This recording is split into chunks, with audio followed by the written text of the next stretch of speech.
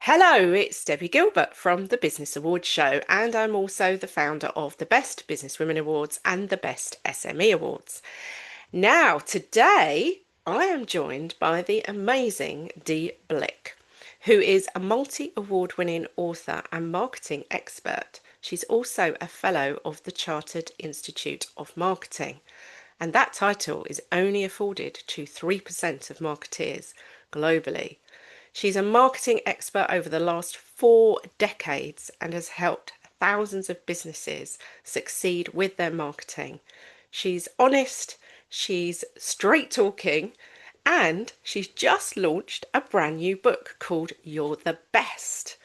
And I was lucky enough to be at the book launch last week and meet loads of people who have contributed to the book, including me, and to hear more about Dee's story. So, of course, I wanted her on the podcast to talk about her book and also to talk about book awards because book awards are slightly different to business awards. So, welcome, Dee.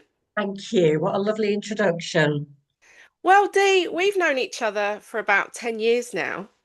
And before that, I was a bit of a fangirl. I was buying your books, Marketing on a Shoestring being one of them.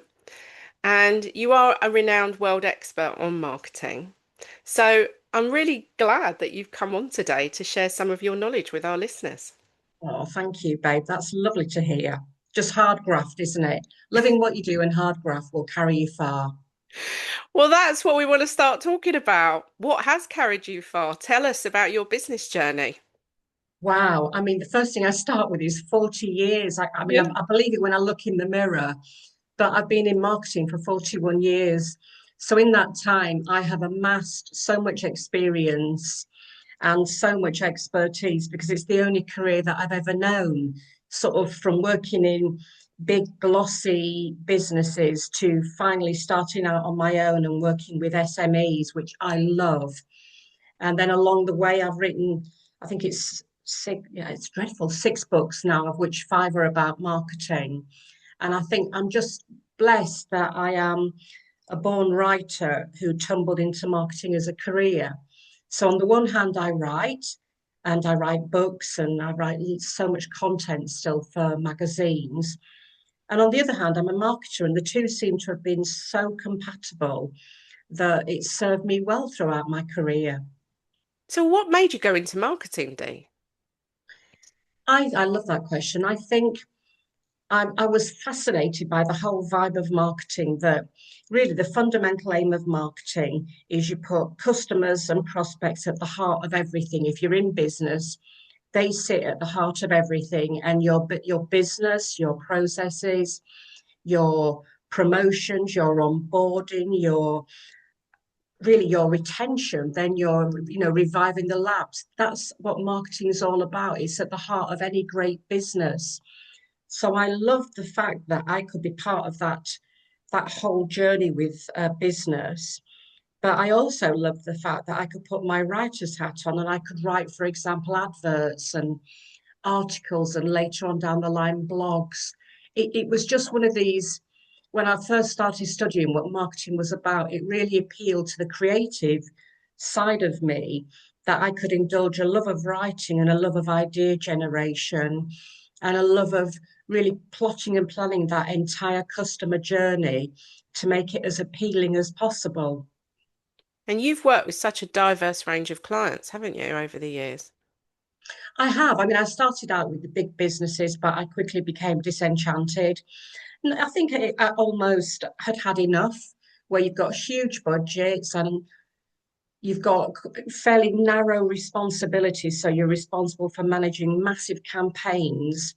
But I got a bit disenchanted with it because I loved the idea when I was speaking to small businesses that you could go into an organization and I could either become their marketing function or I could train their marketing people, which I did further down the line.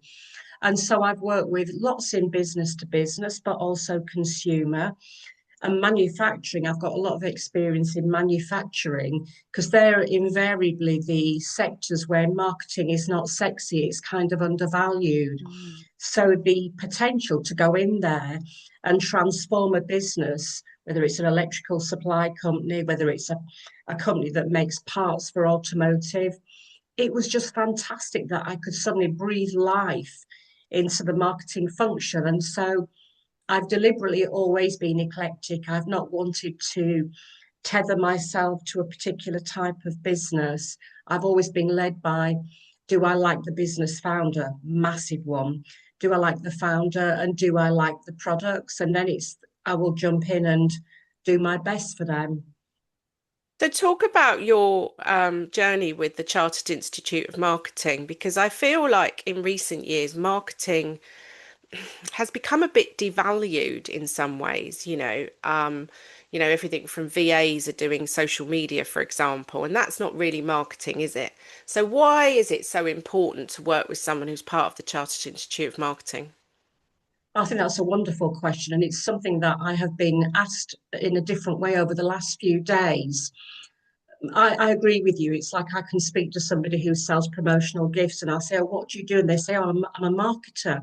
And my first reaction is great. And I'm like, oh, you're part of SIM. Then it transpires they either design websites, they sell promotional gifts. Or I recently spoke to a printer who said that they were in marketing. And I think you're right. It's a label that has been applied randomly. And for me, marketing is about belt and braces.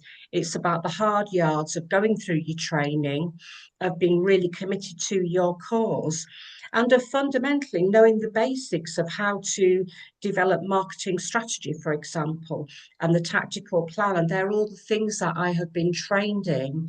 And with SIM, my journey's been amazing because the fellowship status, I've never spoken about this before, which is great you've asked that. The fellowship status, I'd worked my way up with SIM. I was a chartered marketer.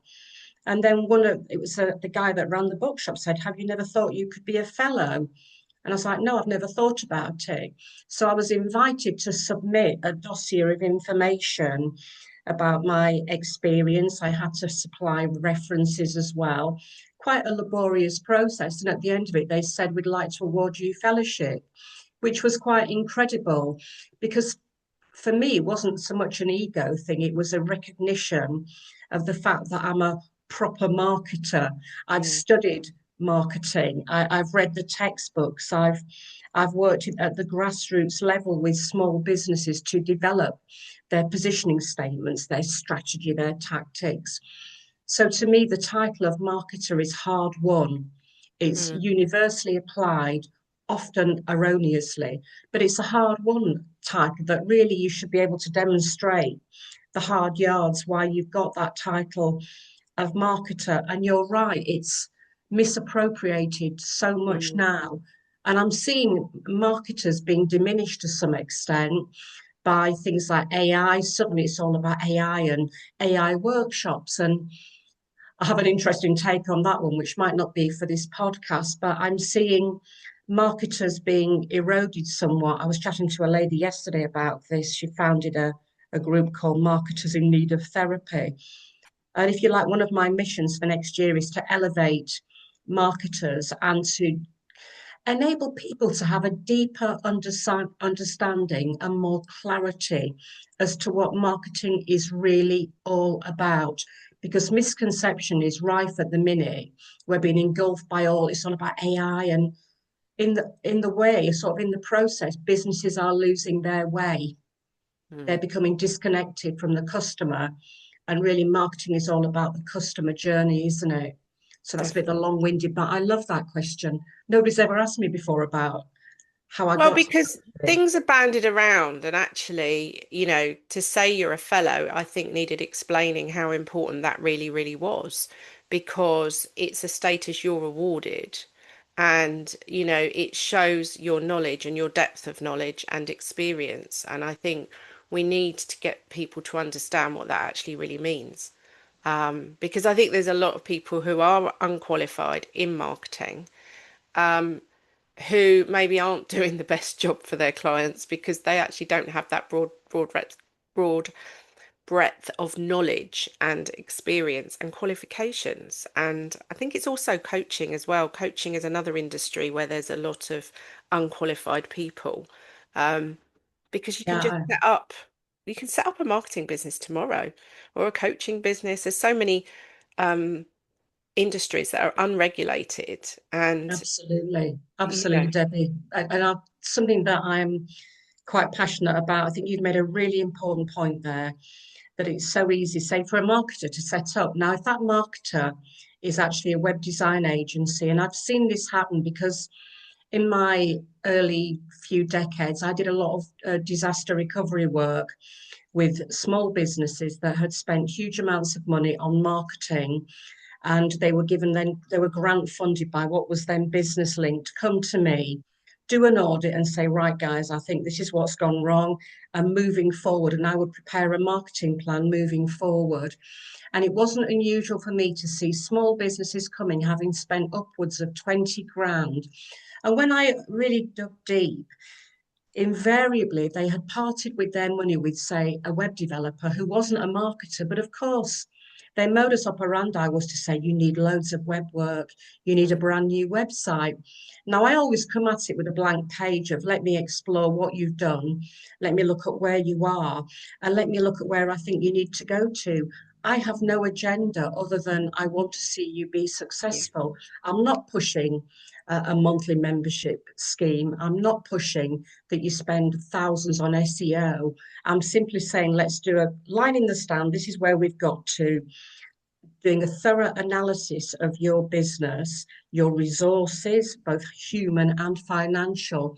Let's put together a marketing plan that puts you in pole position for success. And the amount of businesses I can count, probably hundreds I've worked with like that, where they've all been a bit gobsmacked that I don't have an agenda other than I really want you to succeed. And I also want you to learn from the mistakes of the past. And that's what a good marketer should do. They should not be pushing anything. The only thing I might push is my book. I'll say, read my book before you come. And I will, I'll be saying, like, you've got to read these chapters in my books before you come here. So you're in of a mindset that I can train. But other than buy a book, they can do what they like after that. So I think that's a really important point that you've made, which is good advice should not be biased advice. It should yeah, always have the client's interest at its very heart, even if it subsequently means you don't work with that business again, mm, because you deduced, for example, quite a bit will be where I'll say you need to bring somebody in, and I will actually interview training marketers and set them up where I can see that they don't need me. They need a grassroots person doing the sort of grunt work, picking up the phone, sending out the envelopes and what have you. yeah. Somebody to actually do the do, and you can do the Yes. strategy. So Yeah. that brings us nicely to talk about your books and the books that you've written on marketing over the years. And we'll come on to talk about your new book in a minute. But book awards, now they are a very, very different beast to business awards. Yeah. Because, I'm always bashing on about don't respond to these emails you get telling you've won an award that you've never entered. However, this is very different in the book world because your book can very easily get nominated for a book award that you haven't Yeah. entered the book in by various different awards that run in the book world. Is that not right? That's correct. Yes. Yeah. I mean, I've won several. I think I was saying to you that two were from an independent review site that was called the Book Bag. And I didn't realize that every year the two women that run it will look at the best books that they in different categories. And I think it was the Ultimate Small Business Marketing book won it one year, and they notified me. There was no like fanfare of trumpets. It was just, oh yeah, we've looked at all the books, and yours is the best non-fiction book that we've reviewed this year. And the other one was the 15 Essential Marketing Masterclasses for Your Small Business. That also won an award with them.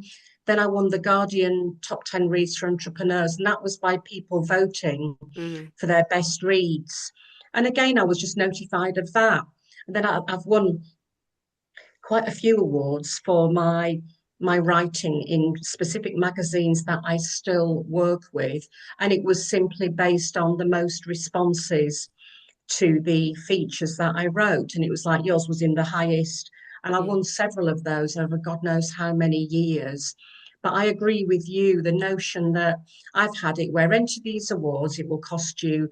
I had one, it was like about £250 to enter. And I'm thinking, why the hell would I enter an award where I've got to pay 250 quid? Then it was by a table, not by a table literally, but by the places. So I'm with you on that. I think awards have to be genuine, that you almost go through outside of the book a process. But next year I'm going to enter You're the Best into the Business Book Awards, and you won.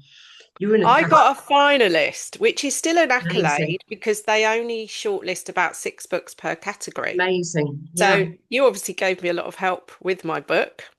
My book was called The Successful Mompreneur, and I had it published in 2018. And my publisher said to me, I think you should enter it into the Business Book Awards, which was only the second year it had been running at that point. yeah, Um, and I thought, really? I was a bit like, really? So in the end, I thought, you know what? Nothing to lose. You have to send 4 copies of your book off and you fill in a form about your book. And I sent it off, and then you go to a reveal evening, which was them saying, so we've had, I think they had 250 entries that year. It's a lot more now because it's been yes, going a yeah, lot longer. And I was in the startup business category, and they announced the finalists. And honestly, I went with zero expectation. I went more for the networking than I yeah, did to think that my book would be shortlisted. And our publisher had 6 books that had been entered. And the one of the other ladies I was with, Bindar Dusani, who'd written a book about women in property, her name got called, so we were all cuddling her and really chuffed. And then all of a sudden, they got to the startup business category and said my name, and I was like, "Oh my God!" And it actually made me really emotional because my mother had died that year. My mother had died about 3 months before, and Bindar had gone when she got her announcement. She said, "I'm going to go and phone my mum." And I remember standing there thinking, I can't go and phone my mum. How amazing is this? And it was that a moment was just so emotional to yeah. me because I was so elated. And I thought about my English teacher at school and Oh how gosh, yeah, yeah, she would be so proud that one of her students had not only written a book, but it had also been chosen in the Business Book Awards. And then went along to the main evening, which was a few months later. And I'd looked at all of the books. Of course, I'd read every single one that was in my category. And I kind of thought there was a lady who'd written a book about setting up a creative business. And I thought, that's my competition here. That's the yeah, one. yeah, If I don't win it, she's going to win it. And she did. So I was really happy that she won it. And Bindar actually won her category, which was yeah. great.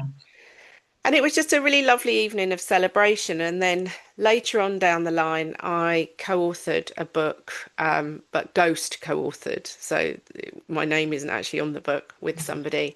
And we entered her book into the Business Book Awards. It's Diane Watson's book, She Can Prosper. She won't mind me sharing that, I'm sure.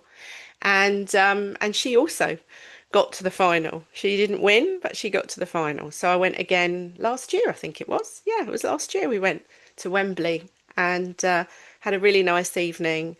And it's a really nice celebration of authors, really, because I think there are a lot of the book awards are do not have a physical final because it's Yes, yeah, you're right. global, Yeah, you know. yeah. Um, so actually to be able to go and celebrate writing a book, I think is a major achievement. And I think for you, oh, I'll have everything crossed. I know. Well, I was actually there last. I was at Wembley last year, so our paths we were running in parallel to one another, and it really made me want to enter You're the Best because the selection process is rigorous. I love the fact that I was going to say the jurors, but that the judges, Yeah, they read every book, and it's a really considered process. So you know that even if your book's made it into that final 6, you've done something yeah, pretty special. And they don't award it based on publisher, whether you've had a massive no, headline publisher. It's based on the talent and the message of the book and how you've Yes. written it. And I thought I absolutely will enter You're the Best into that next year because I was so taken in by the whole process that it was all about the book. It It wasn't is all about about the book. It's not trendy. about how many copies you've sold or how many Amazon reviews you've got.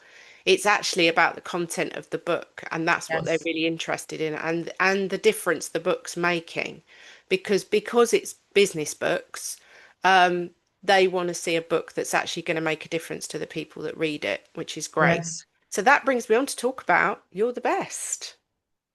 Oh, Where did that come from? Because it's a great title, and thank you. the book is all about promoting a personal brand. So It talk is. talk me through the book and tell me more about that. Well, I think you came to my launch. Well, you didn't just come to my launch. You were the MC last week, which was fantastic. I've had so many people say how wonderful you were and what Oh, an introduction that you gave to me. But you're the best! Exclamation mark. How to build an authentic and magnetic personal brand, and it came to me in a dream, which sounds so woo woo that it's for a Yorkshire lass. I almost feel embarrassed admitting that, but I dreamt the title. I woke up the next morning and began writing the book there. And in a way, taking aside the fact that I dreamt the title, personal branding fascinates me. It's how I've become successful over the years is I've really taken everything that I've got as stock in trade and I've moved from what I call from being the seeker of opportunity of work to the sought after. And that's a space that I think most small business owners want to be in. They want to be sought after. But we have to put the hard yards in of seeking, don't we? And so I just wanted to narrate my 40-year template of building my own brand, personal brand, and also working with entrepreneurs and helping them build their personal brands. So it meshes in nicely with the business brand. And I think because I'm a natural writer, I love writing books and I'm very conversational in my style. I knew that there was a gap in the market for personal branding, that I'm not a 300 million pound entrepreneur. I'm a woman who's really honed her craft over 40 years.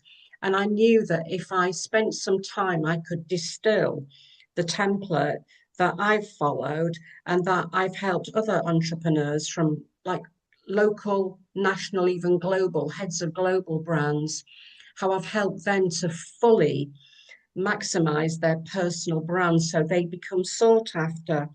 And it was that simple premise, Debbie, and it was set against the backdrop of AI and what I'm calling the bleaching of the personal brand and the bleaching of the business brand. And I'm seeing businesses, business owners, marketers within businesses actually bleach out what the brand stands for, bleaches out what the business owner stands for, because they're doing what I call cut and paste AI text. So it's almost like we've slept walked into this state of thinking it's okay to not to almost it's subconsciously, it's not a conscious decision to remove the human from the process. And my book's all about celebrate your authenticity. You don't have to be like X, Y, and Z. You certainly don't have to be an AI avatar. Celebrate all that's great about you, but step out of your comfort zone, identify what's holding you back, and decide that you're going to become sought after. And then my book will show them step by step exactly how they can do this. Because again, I've got no agenda. I'm not selling a schema. It's not like, oh, and by the way, join my monthly scheme. I just say, if you're one of my readers, say hello to me. I love it. And I'm on a mission with this book. I really want it. It's doing okay so far. I want it to do better, but I have to keep reminding myself that I'm a tortoise, even though in my heart I'm a hare. So that's the book, really, babe. And it was lovely to have you in there. You know, I've got you in the chapter on fear of failure and on authenticity because I wanted to bring in founders that I respect that have got gravitas. They're not houses built on sand. They're mm, really good.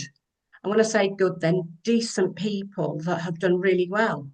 I didn't want somebody that was so swashbuckling, so up there on the motivational levels that they're almost it becomes impossible for my reader to identify and connect with them. So it was great to have you in there and other entrepreneurs that I respect and say, don't just listen to my voice on authenticity and fear of failure. I want you to listen to these voices before I then take my reader. Okay, fasten your seatbelts. It's now going to get exciting. We're going on this personal branding journey. I read it. I've read it twice now, actually, cover to cover. Wow. And what I gleaned from it was this roadmap. And I think I mentioned that on the launch night. And I thought to myself, gosh, I wish I'd read this years ago. I wish I'd kind of thought about some of these things years ago. Um, and what I sort of gleaned from it was it cuts through a lot of the BS that's out there about building a personal brand because there are people selling these systems, buy my £10,000 a year VIP course to grow your personal brand and promote your business. And actually, this is just really sensible, easy to follow advice that's laid out in such an easy manner that people can come back to it. They can go, right, I'm going to tick those things off my list now and kind of come back to the next bit. So it reads to me like a roadmap, like a manual that every single business owner should read. Because frankly, if you don't build your personal brand these days, you're going to get lost in the mire of so many other people that are doing the same thing as you. Absolutely right. Yeah. And for the Um, cost of a book, what is it, £15 or something? yeah, Uh, £15. It's Yeah. not £10,000, but the actual No, price in it is that kind of level, in my opinion.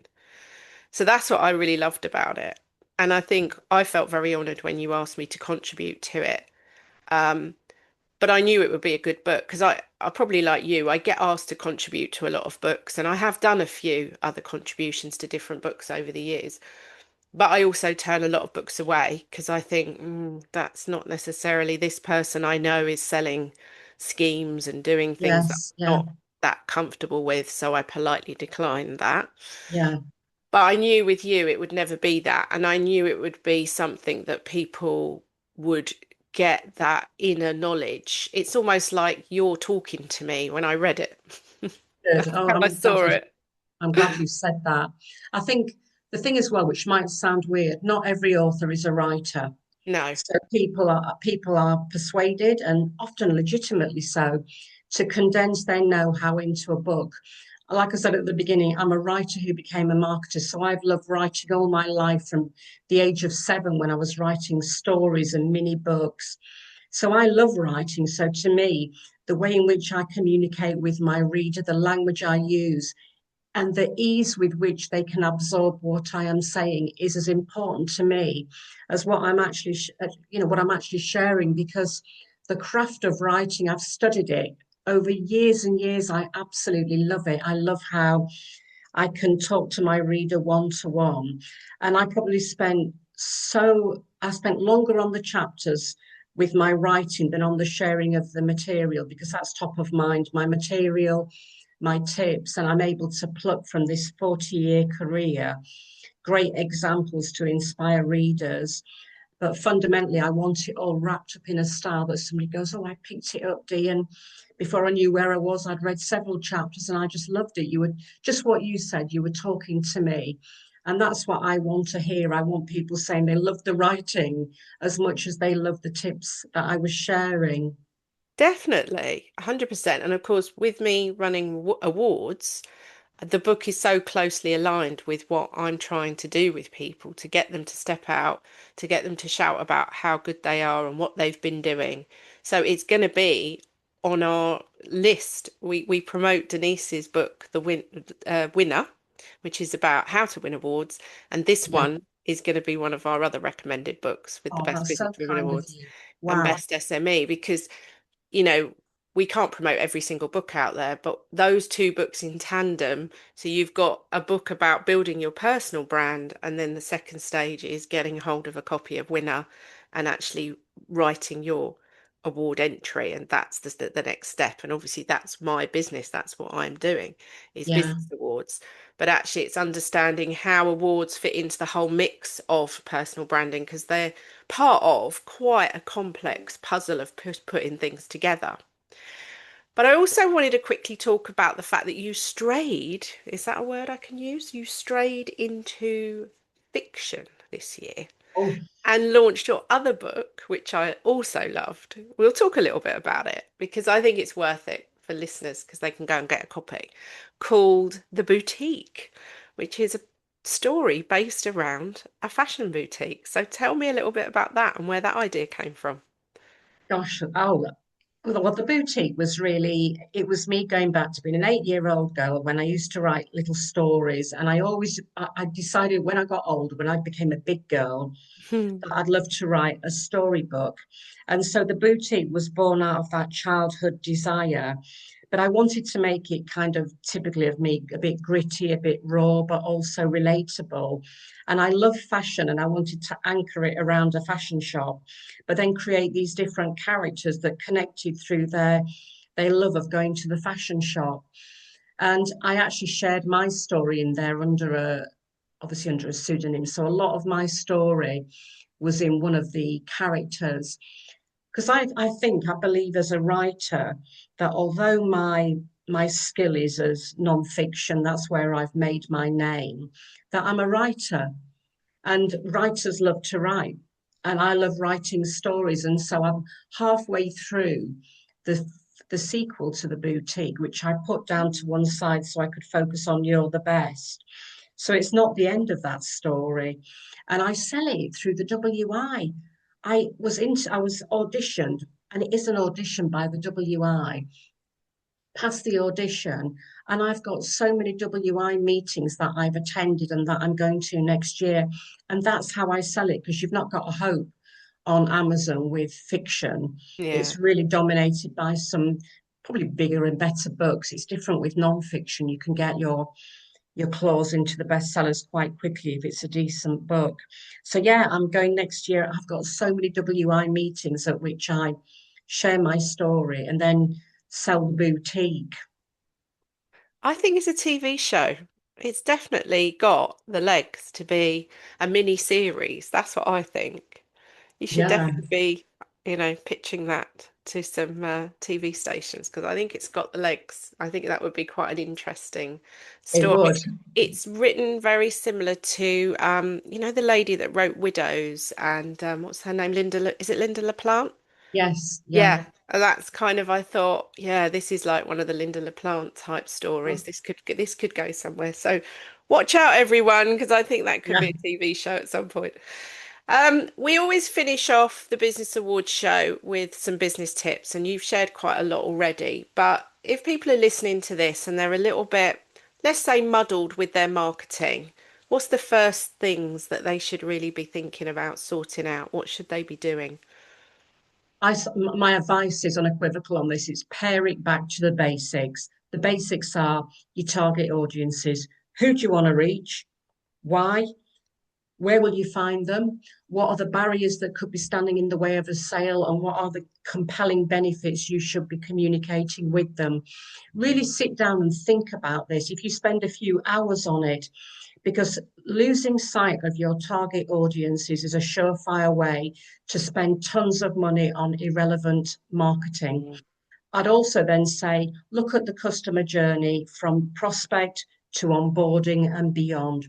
Where can you add in wows? And a wow I define as an extra little touch that elicits a response of, wow, I didn't expect that. Mm. Build wows into that journey that are either little or no cost, but that enhance the perception of you. And then I'd also say, do an audit of what you've spent on your marketing. Really Mm. sit down, because it's amazing how small amounts can add into the thousands. Then align that exercise with the target audience exercise that I've just advised and say, wow, are we actually really reaching our starving crowds, or are we dabbling on the periphery? Are we spending so much time blasting out social posts? So we're broadcasters rather than guerrilla marketing. Because my philosophy is about shoestring marketing.